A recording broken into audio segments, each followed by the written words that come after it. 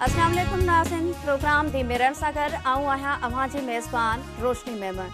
नाज़रीन, असीं अॼु नज़र विझंदासीं हिकु अहम इदारे सिंध बिल्डिंग कंट्रोल अथॉरिटी ते, जेको कराची बिल्डिंग कंट्रोल अथॉरिटी मां सिंध बिल्डिंग कंट्रोल अथॉरिटी में तब्दील थियो, जंहिंजो कमु आहे शहरनि जे ठहंदड़ जायुनि ऐं जॻहियुनि जा बिल्डिंग्स प्लान मंज़ूर करणु, ज़रूरी चकास खां पोइ उन्हनि जा नक्शा मंज़ूर करणु ऐं तामीरात दौरान मुमकिना ग़लति कारियुनि ते नज़र रखणु। पर हिते थिए उन जे उबतड़ थो। सिंध बिल्डिंग कंट्रोल अथॉरिटी जे अमलदारनि मथां इल्ज़ाम आहिनि त पैसे जे ज़ोर ते बिल्डर्स ऐं बाअसर माण्हू हर गैरक़ानूनी कमु कराए वठनि था, पर उन जी जाइ ते आम माण्हू जाइज़ कम लाइ मजबूर ऐं परेशान रहे थो। जेसीं ताईं हू खाते जे अमलदारनि जो खीसो गरम नथो करे, तेसीं ताईं खेसि परेशानी ऐं खुआरीअ खां सवाइ कुझु बि नथो मिले। घरनि ऐं ॿियनि तामीराती मंसूबनि जी मंज़ूरी, नक्शा पास करणु ऐं उन्हनि जी निगरानी लाइ क़ाइमु कयल सिंध बिल्डिंग कंट्रोल अथॉरिटी में करप्शन ऐं बेज़ाब्तियुनि जूं शिकायतूं, सिंध बिल्डिंग कंट्रोल अथॉरिटी जे अमलदारनि मथां पैसे जे ज़ोर ते बिल्डर्स ऐं बाअसर माण्हुनि जा गैरक़ानूनी कम कराइण जा इल्ज़ाम, आम माण्हू जाइज़ कम लाइ बि मजबूर ऐं परेशान। सिंध बिल्डिंग कंट्रोल अथॉरिटी जहिड़े अहम इदारे जो कारवंवार मुबैना तौरु हिकु इंस्पेक्टर हवाले हुअण जो इंकशाफ, अहम मामले ते इंतिज़ामिया जो मौक़िफ़ ॾियण खां बि इनकार। SBCA जा 28 ऑफिसर गैर क़ानूनी कमनि में मुलविस हुअण बावजूदि कार्रवाईअ खां आजा, हुकूमती फ़ैसिलनि ऐं अदालती हुकुमनि ते अमल बि न थियो। सिंध बिल्डिंग कंट्रोल अथॉरिटी में मुबैना करप्शन ऐं बेज़ाब्तियुनि ते नेब, एंटी करप्शन ऐं ॿियनि लाॻापियल इदारनि जी कारकर्दगी बि सवालिया निशान बणियल। सिंध बिल्डिंग कंट्रोल अथॉरिटी में अॼुकल्ह कारवंवार कीअं हली रहियो आहे, इन समूरी सूरत हाल ते ॻाल्हि ॿोल लाइ असां सां मौजूदु आहे सीनियर सहाफ़ी इम्तियाज़ सुमरो साहब। अस्सलाम वालेकुम इम्तियाज़ सुमरो साहब, वॾी महिरबानी असांखे जॉइन करण लाइ। इम्तियाज़ साहब, असांजे नाज़रीन खे सभ खां पहिरियां इहो ॿुधाइजो त सिंध बिल्डिंग कंट्रोल अथॉरिटी कॾहिं ठही, उन जो मक़सदु ऐं मैंडेट छा आहे? रोशनी साहिबा, बुनियादी तौर ते त ही कराची बिल्डिंग कंट्रोल अथॉरिटी हुई, जेका अॼु खां चंद साल पहिरीं उनखे सिंध बिल्डिंग कंट्रोल अथॉरिटी करे उनजो जेको दायराकार हो कराची खां वधाए पूरे सिंध ताईं कयो वियो।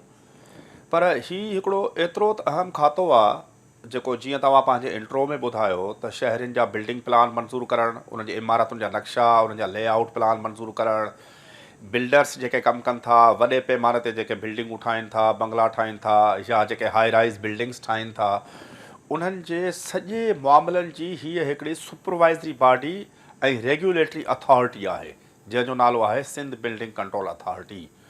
पर जीअं त असांखे सिंध हुकूमत जे जेके बि खाता आहिनि उन्हनि में बैड गवर्नेंस त हिकिड़ो हींअर नंढो लफ़्ज़ थी वियो आहे, बैड गवर्नेंस न आहे, पर सिरे सां का गवर्नेंस मौजूदु ई असांखे नज़र कान थी अचे। बिल्कुलु उन तरीक़े सां सिंध बिल्डिंग कंट्रोल अथॉरिटी जो जेको खातो आहे, जंहिं मक़सदनि जे लाइ ठाहियो वियो, उहे मक़सदनि ते पूरो नज़र नथो अचे ऐं उनजे उबतड़ असांखे नज़र थो अचे। हाणे सिंध में जेकॾहिं तव्हां ॾिसंदो त हर फील्ड में का बि मुअसर असराइती कंट्रोल अथॉरिटी सिरे सां मौजूदु ई न आहे। तव्हां सिहत जे शोबे ते नज़र विझंदो त सिंध हेल्थ कमीशन ऐं ड्रग इंस्पेक्शन जो शोबो अलाए कहिड़ो कमु थो करे, किथे कमु थो करे, का ख़बर कान्हे का। खाधे पीते जे शयुनि ते नज़र विझंदासीं त सिंध फूड अथॉरिटी सिर्फ़ु कागज़नि में नज़र ईंदी। घटि माप तौर ते कंट्रोल करणु, गाॾियुनि जे किरायनि भाड़नि ते नज़र रखण वारो को सिरिश्तो मौजूदु कोन्हे को। करप्शन ते कंट्रोल करण वारा इदारा असांखे करप्शन वधाईंदे नज़र था अचनि। बिल्कुलु उन ई तरीक़े सां हीउ जेको सिंध बिल्डिंग कंट्रोल अथॉरिटी आहे, जेको असां मुख़्तलिफ़ अवामी हलकनि में, सहाफ़ती हलकनि में, उन सां गॾोगॾु ब्यूरोक्रेटिक हलकनि में असां हिकिड़ो सिस्टम जो नालो था ॿुधंदा आहियूं, त हीउ जेको सिंध बिल्डिंग कंट्रोल अथॉरिटी जो जेको इदारो आहे, जेको कंहिं बि बिल्डर जे मुमकिना ग़लति कारियुनि ते, कंहिं बि शाइरीअ जे मुमकिना ग़लति कारियुनि ते, बिल्डिंग ठाहिण ते, जेकॾहिं हू को पंहिंजो हद दख़ली वधाए थो, नक्शे जे मुताबिक़ का जॻहि नथो ठाहे, को वॾी पैमाने ते जेका बिल्डिंग नथो ठाहे, उन ते नज़र रखण लाइ हीउ जेको इदारो आहे, हींअर सिर्फ़ु अवाम खां पैसनि फुरण जो माना इदारो बणिजी वियो आहे। इन इदारे में असांखे नज़र ईंदो त हिकिड़ो सिस्टम आहे जेको बज़ाहिर त नज़र नथो अचे, पर उहो सिस्टम मौजूदु आहे। उन सिस्टम जो नालो, किथे कहिड़ा सिस्टम था कमु कनि, रेवेन्यू में अलॻि सिस्टम था कमु कनि, वर्क्स एंड सर्विसिस डिपार्टमेंट में अलॻि था सिस्टम कमु कनि, इरीगेशन जो सिस्टम अलॻि आहे। त सिंध बिल्डिंग कंट्रोल अथॉरिटी जो जेको सिस्टम आहे, उहो शहज़ाद आराई सिस्टम आहे। शहज़ाद आराई साहब केरु आहिनि? इहे असांजे जेके ज़रियनि जेको असांखे ॿुधायो आहे या जेके पेपर्स असां वटि अवेलेबल आहिनि त शहज़ाद आराई सियासी बुनियादनि ते बग़ैर कंहिं इंटरव्यू जे बग़ैर कंहिं टेस्ट जे इम्तिहान ॾेई 14हें ग्रेड जे इंस्पेक्टर जे तौर ते भर्ती थियो हो, जंहिंजो कमु सिर्फ़ु इहो आहे त जेकॾहिं उनखे का शइ असाइन कई वञे त हू उन बिल्डिंग जी वञी इंस्पेक्शन करे फील्ड में उनजो सिरे सां कंहिं बि क़िस्म जो तालुक़ु न आहे त हू ऑफिस में वेही करे को कमु करे। हींअर उहो 14हें ग्रेड जो ऑफिसर असांखे खाते जो जेको डायरेक्टर जनरल आहे इसाक खोड़ो बाज़ारि नज़र अचे थो ऐं उहो कागज़नि में बि डायरेक्टर जनरल आहे खोड़ो साहब, पर असल में जेको बिल्डिंग कंट्रोल अथॉरिटी जो जेको कार वहिंवार आहे उहो इहो इंस्पेक्टर शहज़ाद आराई हलाए थो। असांखे सिंध बिल्डिंग कंट्रोल अथॉरिटीअ जे ज़रिए इहो ॿुधायो आहे त शहज़ाद आराई हिकिड़ो मख़सूस क़िस्म जी हिकिड़ी रक़म ॾिए थो, उनजे करे प्रैक्टिकली उहो ई DG आहे, सभु नक्शा उहो अप्रूव करे थो, कहिड़ो बिल्डिंग कंट्रोल अथॉरिटी में कमु थिए कहिड़ो न थिए, कहिड़ो नक्शो पास थिए, कहिड़ो लेआउट प्लान पास थिए, कहिड़े ऑफिसर खे किथे ट्रांसफ़र करिणो आहे, कंहिंजी किथे पोस्टिंग करणी आहे, उहो शहज़ाद आराई थो करे। ऐं शहज़ाद आराई प्रैक्टिकली बिल्डिंग कंट्रोल अथॉरिटीअ जे खाते जे कागज़नि में हिकिड़ो सस्पेंड थियल आहे ऐं आबाद नाले जेका बिल्डरनि जी जेका तनज़ीम आहे उन्हनि CM खे वज़ीर खे जेको लोकल गवर्नमेंट जो वज़ीर आहे उनखे इहे शिकायतूं कयूं हुयूं त हीउ शख़्स असांजे हर कमनि में माना मुदाख़लत थो करे ऐं हर कमु हिन जे हवाले कयो वियो आहे, उनखां पोइ उनखे बाज़ारि सस्पेंड करे ऐं चोर दरवाज़े खां उनखे खाते जो माना निगरान कयो वियो आहे। शाम जो 6 बजे उहो SBCA जी बिल्डिंग में अचे थो ऐं राति जो 12-1 बजे ताईं उहो सॼो जेको आहे सो धंधो इहो हलाए थो। हाणे इहो जेको सॼो सिस्टम आहे त बिल्डिंग कंट्रोल अथॉरिटी जंहिंजो तालुक़ु शहरनि जे जान ऐं माल सां आहे, उन अहम खाते जी ज़िमेदारी हिकिड़े सस्पेंड थियल इंस्पेक्टर जे हवाले कई वञे, उहो हिकिड़ो वॾो सुवाल जो निशान आहे लोकल गवर्नमेंट डिपार्टमेंट जे आॾो, जेको डायरेक्टर जनरल इसाक खोड़ो साहब आहे उन जे आॾो, उन सां गॾोगॾु खाते जे वज़ीर साहब जे आॾो ऐं सभ खां वधीक सिंध हुकूमत जे आॾो वज़ीर आला सिंध जे आॾो आहे त अहिड़ो अहम खातो कीअं हिकिड़े अहिड़े सिस्टम जे हवाले कयो वियो आहे जेके बि सीनियर ऑफिसर आहिनि उन्हनि खे पंहिंजी पोज़ीशन सां हटाए हिकिड़ा प्राइवेट माण्हू ऐं जूनियर माण्हुनि खे उते विहारियो वियो आहे जेके उन सॼे खाते जो वहिंवार हलाइनि था।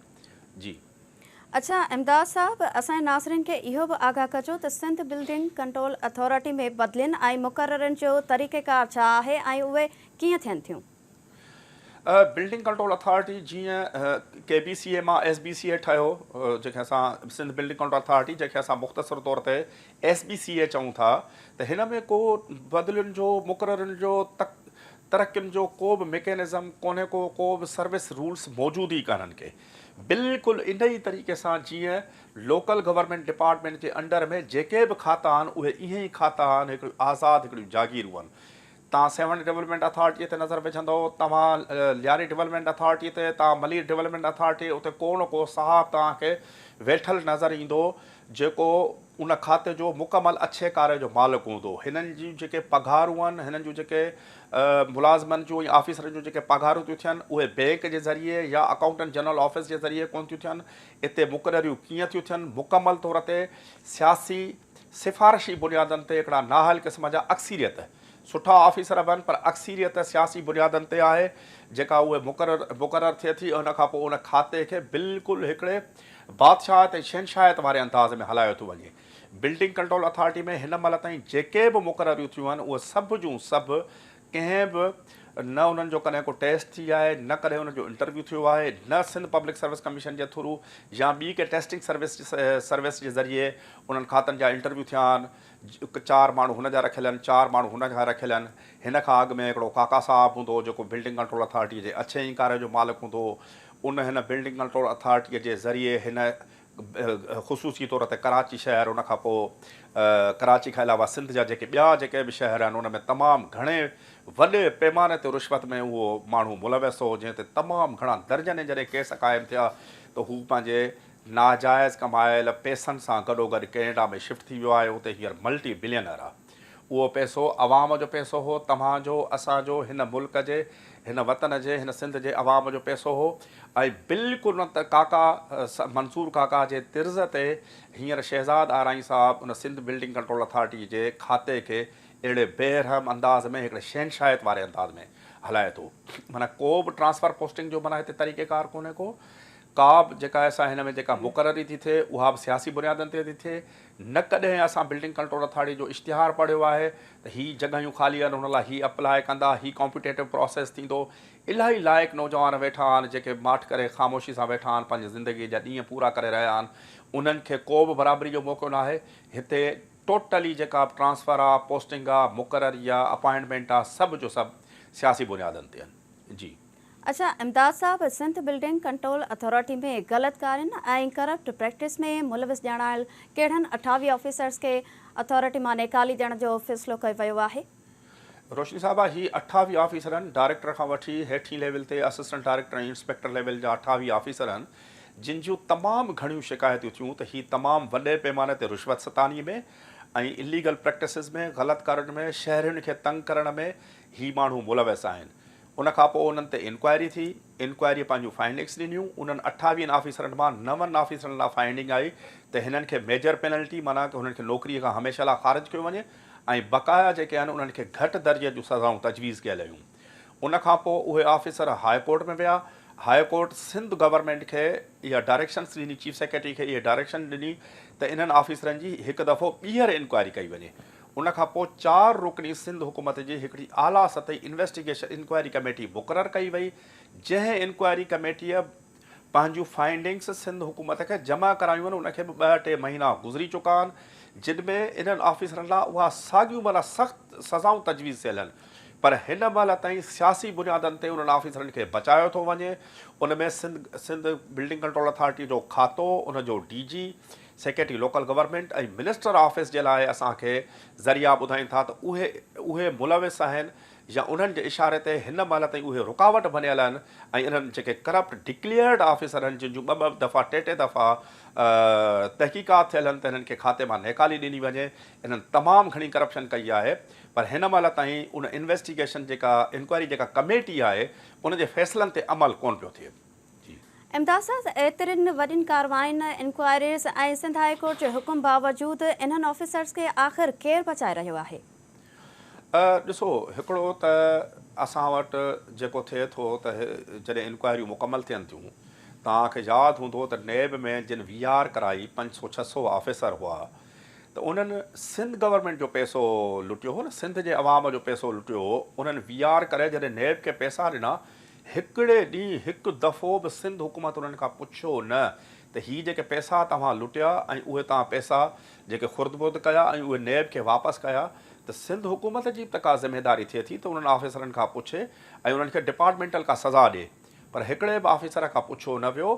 जॾहिं सिंध हाई कोर्ट फ़ैसिलो ॾिनो त इन्हनि खे पंहिंजनि उहिदनि तां हटायो वञे, त कुझु ऑफिसरनि खे हटायो वियो। बाक़ी जेके मंज़ूर नज़र हुआ, जिन VR कई ऐं घणनि पिली बारगेन कई, उनखां पोइ बि उहे उहिदनि ते मौजूदु रहिया। तव्हांजो सुवालु आहे त हिननि खे केरु बचाए रहियो आहे, त सिधी ॻाल्हि आहे त उन्हनि खे सिंध बिल्डिंग कंट्रोल अथॉरिटी जो DG, Sindh local government department जो सेक्रेटरी ऐं मिनिस्टर, इन्हनि 3 मेन ऑफिसरनि ॾे इहे इशारा मिलनि था। ऐं उनखां अलावा सिंध हुकूमत जे जेके अहम ऑफिस बियरर्स आहिनि, उन्हनि जे लाइ इहे इशारा मिलनि था त उहे हिननि जे ख़िलाफ़ु एक्शन खणण जे लाइ रुकावट बणियल आहिनि। त असांखे ख़बर न आहे त हिननि ऑफिसरनि खे हेतिरी वॾी हाई प्रोफाइल इंक्वायरियुनि जे बावजूदि बि सज़ा मिली सघंदी या न मिली सघंदी, या इहे वरी बि पंहिंजे उहिदनि ते मुक़ररु रही करे ईअं ई अवाम खे आज़ारींदा रहंदा ऐं ईअं ई सिंध जे ख़ज़ाने खे खाट हणंदा रहंदा। जी अच्छा इमदाद साहब, एतिरे हद ताईं इंतज़ामी बेज़ाब्तगियुनि ऐं करप्शन जे इंकशाफ़नि खां पोइ छा सम्झिजे त हीउ इदारो अवाम लाइ केतिरो फ़ाइदेमंद साबित थींदो?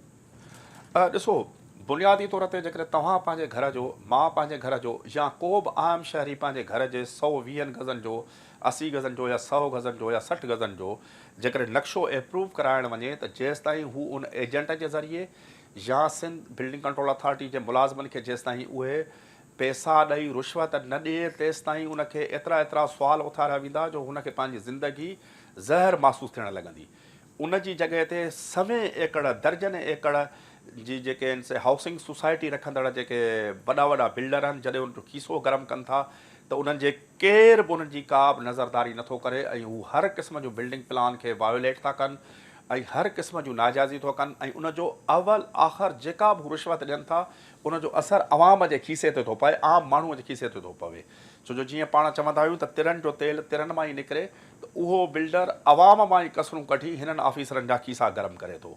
त हीअ बुनियादी तौर ते हींअर अवाम जे भलाई जो इदारो न, पर अवाम जे बर्बादीअ जो हिकिड़ो इदारो बणियल आहे, अवाम खे तंग कंदड़ इदारो बणियल आहे। हिकिड़ी ॻाल्हि मां एड कंदुसि, उहा इहा आहे त हिन महिल सुप्रीम कोर्ट 2019 में हिकिड़ो वाज़े हुकुम ॾिनो हो त कंहिं बि क़िस्म जे जेको रिहाइशी प्लाट आहे उनखे कमर्शियल प्लाट में तब्दील नथो करे सघिजे। पर असांजे इतलाउनि जे मुताबिक़ हिन महिल तक़रीबन 28 खां 30 अहिड़ा वॾा प्रोजेक्ट्स आहिनि जेके मंज़ूर कया आहिनि Sindh building control authority supreme court जे हुकुमनि खे वायोलेट कंदे, पंहिंजी मनपसंदि उन जूं तावीलात कढंदे, पंहिंजी मनपसंदि उन फ़ैसिले जी ताबीर कढंदे, जेके बि रिहाइशी प्लाट हुआ उन्हनि खे हिननि कमर्शियल प्लाटनि में तब्दील कयो आहे। ऐं मुबैना तौर ते हिकु प्लाट जे मालिक खां 8 खां 10 करोड़ रुपया रिश्वत वठी तक़रीबन 28 खां 30 प्लॉट हुननि जेके आहिनि से रेजिडेंशियल मां कमर्शियल कया आहिनि, ऐं उन्हनि ते हींअर वॾे पैमाने ते बिल्डिंगूं ठही रहियूं आहिनि। उनजो हिन महिल ताईं नोटिस न निकितो आहे। इन सॼी ग़लतकारीअ जो हिन महिल ताईं कंहिं बि नोटिस न वरितो आहे त हेॾे वॾे पैमाने ते सुप्रीम कोर्ट जे हुकुमनि खे वायोलेट कयो वियो आहे। न सिंध जे लोकल गवर्नमेंट डिपार्टमेंट उनजो नोटिस वरितो आहे, न उनजे वज़ीर उनजो नोटिस वरितो आहे, न सिंध हुकूमत जे कंहिं सतह ते उनजो नोटिस वरितो वियो आहे त हेॾी वॾी बेक़ाइदगी कीअं कई वई आहे। उनखां अलावा जेका हिकिड़ी ॻाल्हि मां वधीक तव्हां सां एड कंदुसि त हिन सभिनी ग़लतकारियुनि ते जेकॾहिं खातो नज़र नथो रखे, जेको मदर जेको डिपार्टमेंट आहे लोकल गवर्नमेंट डिपार्टमेंट उहो नज़र नथो रखे, या सिंध हुकूमत उन ते नज़र नथी रखे, त सिंध जो हिकिड़ो खातो आहे जंहिंजो नालो आहे सिंध एंटी करप्शन डिपार्टमेंट।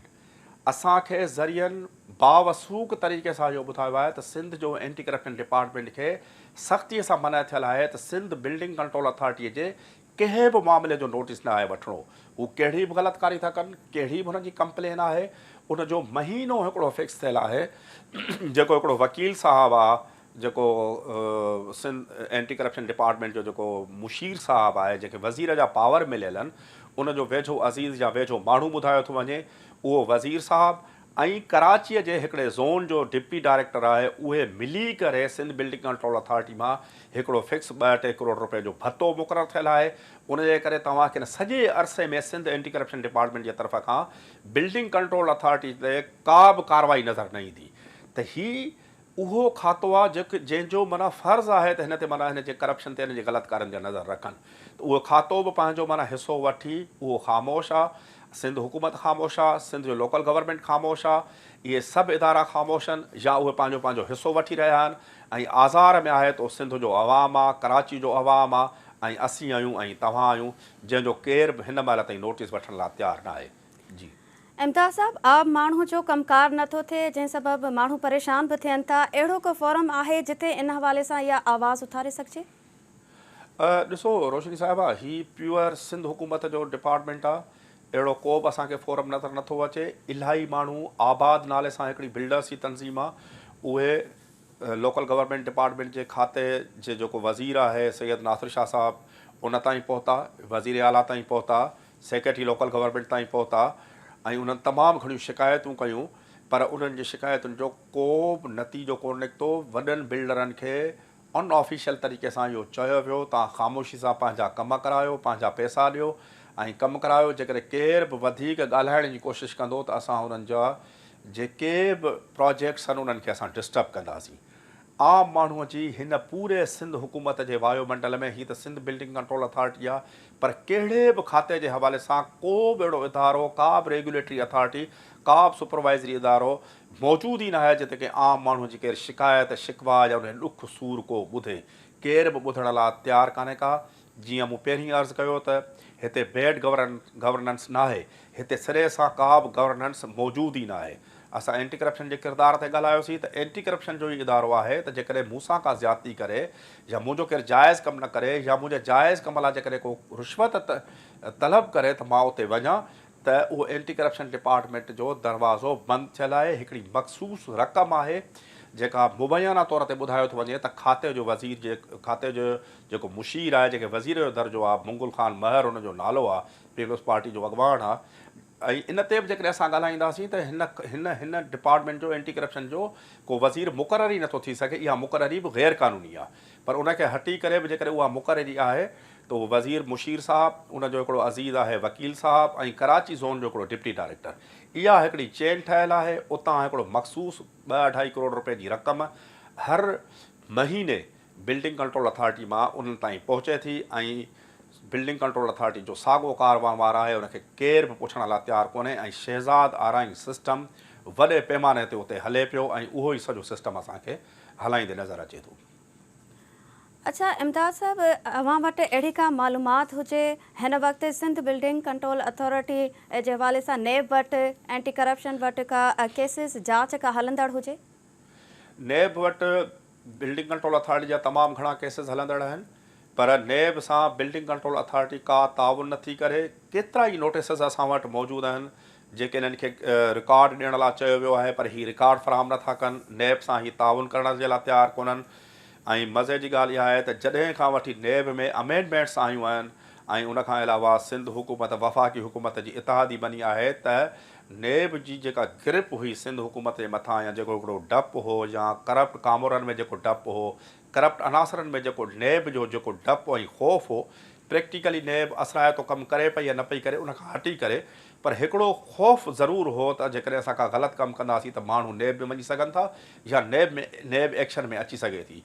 त जावेद अकबर रियाज़ जेको DIG आहे पुलिस जो, हिकिड़ो सुठो ऑफिसर आहे, जॾहिं खां उहो DG नेब कराची थिया आहिनि, त असांखे का ख़ातिर ख़्वाह तब्दीली नज़र नथी अचे। नेब जो खातो हींअर असांखे मजमूई तौर ते अपाहज खातो थो नज़र अचे, जंहिंजूं ॿाहूं बि असांखे कपियल नज़र थियूं अचनि, उन जूं टंगूं बि असांखे कपियल नज़र थियूं अचनि। उहे अमेंडमेंट्स जे वर चढ़ियल आहे। नेब जा ऑफिसर, नेब जा डायरेक्टर जनरल, या मथी लेवल जा ऑफिसर पाण जेको आहे सो ॿुॾतर जो शिकार आहिनि त हीउ खातो क़ाइमु रहंदो, या हीउ खातो जेको आहे सो ख़तमु थी वेंदो। त इन हवाले सां नेब खे केरु हींअर लिफ्ट करण लाइ तयारु कोन्हे, ऐं नेब जा हींअर जेके आहिनि से पावर ख़तमु थियल आहिनि तक़रीबन प्रैक्टिकली। अच्छा इमदाद साहब, आख़िर में इहो ॿुधाइजो त करप्शन ऐं ग़लति कमनि ते नज़र रखण वारनि इदारनि जो, ख़ासि करे नेब ऐं एंटी करप्शन जो, हिन अथॉरिटी जे हवाले सां किरदारु कहिड़ो हुजे थो? रोशनी साहिबा, पहिरीं मां अर्ज़ु कयो त एंटी करप्शन डिपार्टमेंट खे असांजे ज़रियनि जो ॿुधायल आहे, चवणु आहे त उनखे सख़्ती सां मना थियल आहे त सिंध बिल्डिंग कंट्रोल अथॉरिटी जे कंहिं बि मामले खे तव्हांखे टच नाहे करिणो, न उन्हनि खां रिकॉर्ड तलब करिणो आहे, न उन्हनि जेके ऑफिसर खे घुराइणो आहे। उन जे बदिले में हीउ जेको शहज़ाद आराइंग सिस्टम आहे, उहो हिकिड़ी मख़सूस क़िस्म जी रक़म कराची जी जेका एंटी करप्शन डिपार्टमेंट आहे, उनजो हिकिड़े ज़ोन जो डिप्टी डायरेक्टर, ऐं जेको मुशीर साहिबु आहे एंटी करप्शन डिपार्टमेंट जो, उन्हनि जो हिकिड़ो अज़ीज़ आहे, या उनजो ज़ात वारो आहे, उनजो ख़ासि माण्हू आहे, वकील साहिबु आहे, शायदि एडवोकेट जनरल ऑफिस में कंहिं उहिदे ते बि आहे, उन्हनि खे हिकु मख़सूस रक़म पहुचाई थी वञे। तंहिंजे करे एंटी करप्शन डिपार्टमेंट हिन खाते जे लाइ मुकमल तौर ते उनजूं अखियूं ॿूटियल आहिनि। उनजे ऑफिसरनि खे, चेयरमैन खे, डायरेक्टरनि खे, सभिनी खे इहो चयल आहे त एंटी करप्शन डिपार्टमेंट खे टच नाहे करिणो। ऐं हूअं बि एंटी करप्शन डिपार्टमेंट जी असांखे परफॉर्मेंस तॾहिं ई नज़र ईंदी आहे त जॾहिं का सियासी मामिलो हुजे, या मथां खां को सियासी हथ मुलविस हुजनि, या सिंध हुकूमत जी का स्पेशल जेका आहे असां दिलचस्पी हुजे, न त एंटी करप्शन जो डिपार्टमेंट असांखे मुकमल तौर ते मुअतल ऐं हिकिड़ो अहिड़ो खातो नज़र ईंदो आहे जंहिंजो कंहिं बि मामले सां ॼण त को तालुक़ ई न हुजे। रहियो सुवालु नेब जो, त नेब नई अमेंडमेंट खां पोइ नेब जा पावर हुई तक़रीबन घणे भाङे ख़तमु थियल आहिनि। ऐं उनखां अलावा जॾहिं खां वठी सिंध हुकूमत वफ़ाक़ी हुकूमत जी इतिहादी बनी आहे, PDM जी हुकूमत वफ़ाक़ी सतह ते आई आहे, त नेब ऐं FI जा जेके इदारा आहिनि, उहे बि सिंध में असांखे बेअसर नज़र था अचनि। उन्हनि जो असरु मुकमल तौर ते ख़तमु थियल आहे, ऐं हू अहिड़े कंहिं बि खाते में या अहिड़े कंहिं बि माण्हू में हथु नथा विझनि जंहिंसां सिंध ते हुकूमत कंदड़ जेको हुकुमरान धुर आहे उहा नाराज़ थिए। जी इमदाद साहब, ही समूरा इदारा अथॉरिटी जे ग़लति कमनि ते नज़र रखनि था, या अवाम खां थींदड़ फुरलुट में बराबरि जा शरीक हुजनि था? हुननि जूं अखियूं बि बंदि आहिनि, ऐं उहो आवाम सां जेका फुरलुट थिए थी उन में उन्हनि जो पंहिंजो हिसो बि आहे, उन जे करे उन्हनि जूं अखियूं बि बंदि आहिनि। ऐं सियासी तौर ते बि उन्हनि खे मना थियल आहे त तव्हांखे ख़ामोशी अख़्तियार करणी आहे, ऐं हिकिड़ी पंहिंजी मख़सूस जेको आवाम वटां थींदड़ जेका फुरलुट आहे, उन मां हिकिड़ो मख़सूस अमाउंट उन्हनि खे मिले थो। तंहिंजे करे असांखे मुकमल तौर ते इन्हनि इदारनि जे पारां बि ख़ामोशी नज़र अचे थी। ठीकु आहे, वॾी महिरबानी इमदाद साहब। नाज़रीन, असां सिंध बिल्डिंग कंट्रोल अथॉरिटी जहिड़े अहम इदारे कारवार ऐं उते थींदड़ मुबैना बेज़ाब्तियूं अवाम आॾो आणण जी कोशिश कई। ईंदड़ हफ़्ते कंहिं ॿिए नए मौज़ू सां गॾु ॿीहर हाज़िर थींदासीं। तेसीं ताईं पंहिंजी मेज़बान रोशनी मेमण खे ॾींदा इजाज़त। अल्लाह वाहिद।